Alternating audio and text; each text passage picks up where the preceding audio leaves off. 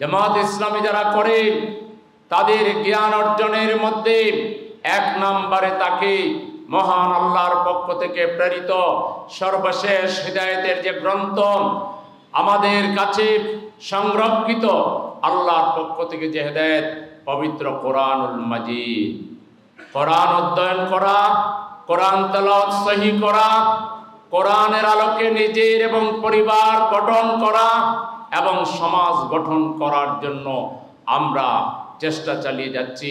আমাদের চেষ্টার এক নাম্বার হইতে হবে আল্লাহর যে হিদায়াত পবিত্র কোরআনুল কারীমকে, কোরআনুল মাজিদকে, কোরআনুল হাকিমকে যথাযথভাবে আয়ত্ত করা।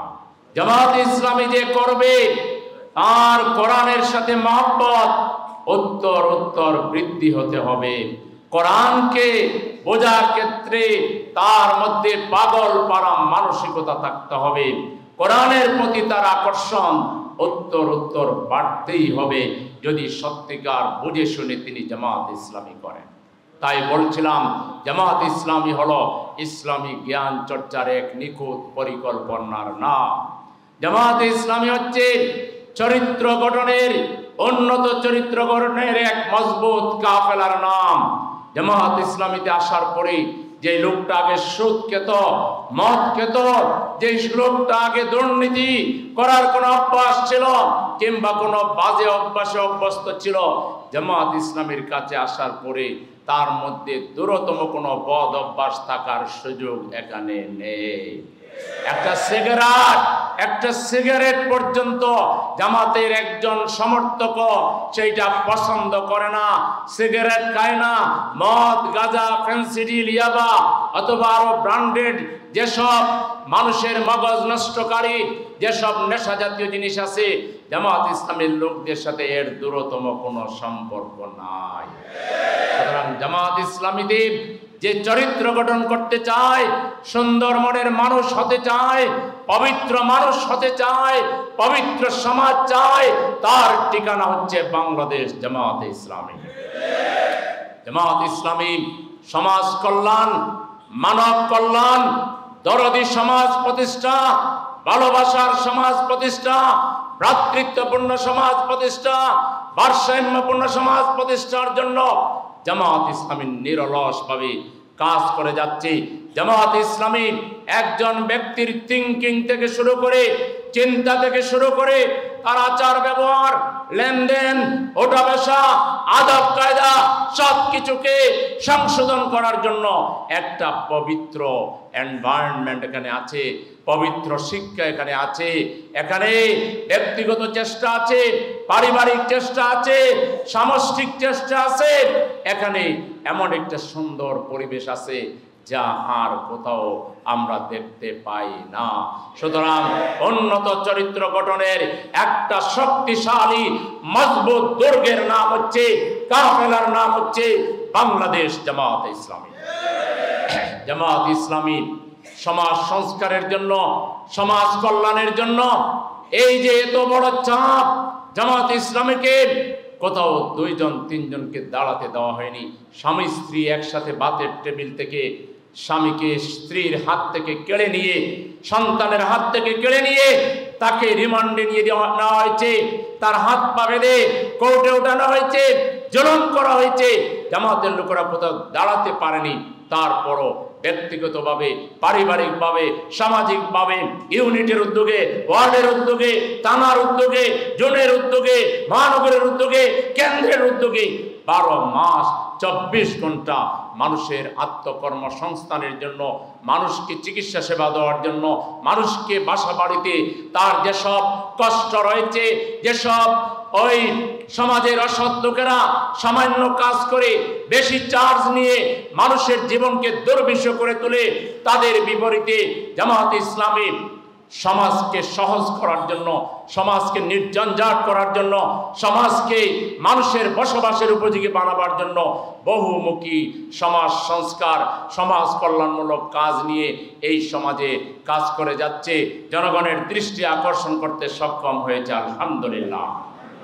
জামাত ইসলামী রাষ্ট্রীয় একটা আদর্শ রাষ্ট্র কায়েম করার জন্য এবং একটা সংস্কার, একটা সরকার, উন্নত সরকার, মানব কল্যাণধর্মী সরকার, জনকল্যাণধর্মী সরকার কায়েম করার জন্য নিয়মতান্ত্রিকভাবে প্রত্যেকটা নির্বাচনে, একটা বাজার সমিতির নির্বাচন, মসজিদ কমিটির নির্বাচন, একটা এতিমখানার নির্বাচন থেকে শুরু করে জামাত ইসলামী ইউনিয়ন কাউন্সিলের মেম্বার, পৌরসভা সিটিগুলোর কাউন্সিলর থেকে শুরু করে পার্লামেন্ট মেম্বার পর্যন্ত সব জায়গায় যেখানে গ্রহণযোগ্য নির্বাচনের নিশ্চয়তা থাকে, জামাত ইসলামী তার জন্মলগ্ন থেকে নির্বাচনে অংশগ্রহণ করে জনগণকে দাওয়াত দিচ্ছে আল্লাহর আইন আর সৎ লোকের শাসন ছাড়া একটি উন্নত সমাজ বিনির্মাণ করা, মানুষের অধিকার প্রতিষ্ঠা করা, এটা অন্য কোনোভাবে সম্ভব নয়।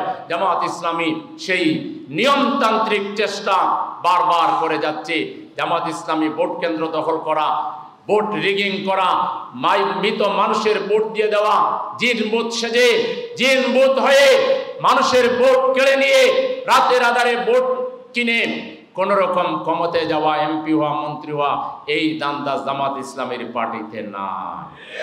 জামাত ইসলামী জনগণ যেদিন স্বেচ্ছায় বুঝে শুনে শতপ্রণোদিত হয়ে যেদিন আমাদেরকে রায় দিবে, আমরা যে সিটে রায় দিবে এবং যখন সংখ্যাগরিষ্ঠ আসনে রায় দিবে, আমরা পরিপূর্ণ পার্লামেন্টে আমাদের কর্মসূচি নিয়ে জাতিকে কল্যাণ রাষ্ট্র উপহার দেওয়ার জন্য আমরা কাজ করে যাচ্ছি আলহামদুলিল্লাহ। প্রিয় ভাইরা, এই জামাত ইসলামী এই যে বর্ণনা বৈশিষ্ট্যগুলো বললাম, এই বৈশিষ্ট্যগুলো জামাত ইসলামীর মূলত প্রতিনিধিত্ব করেন আপনারা যারা ইউনিট পরিচালনা করেন, ইউনিট সভাপতি, সেক্রেটারি, আপনারাই হচ্ছেন জামাত ইসলামীর প্রাথমিক প্রতিনিধি। আসুন আমরা মানব সেবায় কাজ করি, মানব সেবামূলক। রাস্তাঘাটে নানা ধরনের বিশৃঙ্খলা, বিভিন্ন জায়গায় রাস্তা ভেঙে গেছে, বিভিন্ন জায়গায় বিভিন্ন কারেন্ট নাই, তারপরে গ্যাস নাই, জনসমস্যা যা আছে এগুলোকে নোটে নেওয়া এবং সমাজে কি কি সরকারি সেবা আছে, হাসপাতাল আছে, স্কুল কলেজ আছে, সরকারি কি কি সেবা আছে এগুলো জানা, বেসরকারি সেবা কি কি আছে জানা, জামাত ইসলামীর পক্ষ থেকে গৃহীত সেবা কি কি আছে, এই তিনটা সেবাকে জনগণের দোরগোড়ায় পৌঁছে দেওয়া। প্রতিদিন 5 জন, 10 জন, 15 জন, 20 জন উত্তর দিতেই আছেন। সকাল থেকে রাত পর্যন্ত ফোন ওপেন থাকে। রাত 3টায় যদি একজন ফোন করে বলে যে আমি অমুক এলাকার লোক, আমি বিপদে পড়েছি, আমার ডাক্তারে যাওয়া দরকার, আমার চিকিৎসা দরকার, আমার এটা দরকার, এই দরকারগুলো নোট করে করে রাখা, আর দরকার শুনলেই পাগল পারা মানসিকতা নিয়ে দরকার মেটাবার জন্য আপনার স্ত্রী অসুস্থ হইলে, আপনার ছেলে অসুস্থ হইলে, আপনার মেয়ে অসুস্থ হইলে, আপনার পরিবারের ব্যাপার হলে যেভাবে ব্যাকুল হন, তার চাইতে বেশি মানব কল্যাণের জন্য ব্যাকুল হয়ে নিজের ইউনিটের কর্মীদেরকে, সহযোগীদেরকে, ইউনিটের সুধীদেরকে নিয়ে একযোগে সমাজ থেকে দুঃখ, দুর্দশা, ব্যথা, কান্না, মানুষের সকল হাজারি, মানুষের উপরে যারা চাঁদাবাজি করে, টেন্ডারবাজি করে, জমি দখল করেন, মেয়েদের ইজ্জত হরণ করে, সমাজে যারা ট্রাবল মেক করে, সমাজে যারা বিভিন্ন ধরনের বিশৃঙ্খলা করে, তার বিরুদ্ধে আপনারা জনগণকে আশ্রয় দেন, জনগণকে আপনাদের নাম্বার দিয়ে রাখেন। জনগণ বিপদে পড়লে সবার আগে আপনাদেরকে পায়। ইউনিটে 10 জন কর্মী থাকলে, 20 জন সহযোগী থাকলে, সুধী থাকলে, সবাই মিলে কোথাও আগুন লেগেছে, কোথাও কারো বাড়ি দখল হচ্ছে, কোথাও কোনো বোনের ইজ্জত হরণ হচ্ছে, এটা রুখে দেওয়ার জন্য, এটাকে জিহাদ মনে করে, এটাকে আপনার জীবনের উপরে ফরজ মনে করে, ফরজ দায়িত্ব মনে করে এটা করার জন্য আগ্রহ আছে, চেষ্টা করেন। আর যদি এখন কম করে থাকেন, এই মুহূর্ত থেকে আগামী দিনে এটাকে 1 নাম্বার ফরজ দায়িত্ব মনে করে পালন করবেন যারা, তারা হাত তোলেন ইনশাআল্লাহ। আগে যা করেছেন, এখন থেকে আমরা এই সমাজের দায়িত্ব আমরা নিলাম। এই সমাজের মানুষের কান্না দূর করার দায়িত্ব আল্লাহর ইচ্ছায় আমরা নিলাম, আমাদেরকে নিতেই হবে। আমরা ওই দুর্নীতিবাজ, জালিম আর শোষকদের হাতে এই জনগণকে আমরা আর কোনোভাবেই বর্গা দিতে পারি না। এই জনগণকে তাদের হাত থেকে মুক্ত করে একটা নির্ভরযোগ্য আশ্রয় হিসাবে জামাত ইসলামীর ইউনিট সভাপতি, সেক্রেটারি, কর্মীদেরকে দায়িত্ব পালন করতে হবে। আপনারা কি আপনাদের কর্মী, সহযোগী, রোকন সুদীদেরকেও একইভাবে তৈরি করার জন্য তাদের সাথে যোগাযোগ করা, তাদের সাথে মিটিং করা, কনসালটেশন করা, পরামর্শ করা, তাদেরকে ঐক্যবদ্ধ রাখার জন্য দায়িত্ব পালন করতে রাজি আছেন?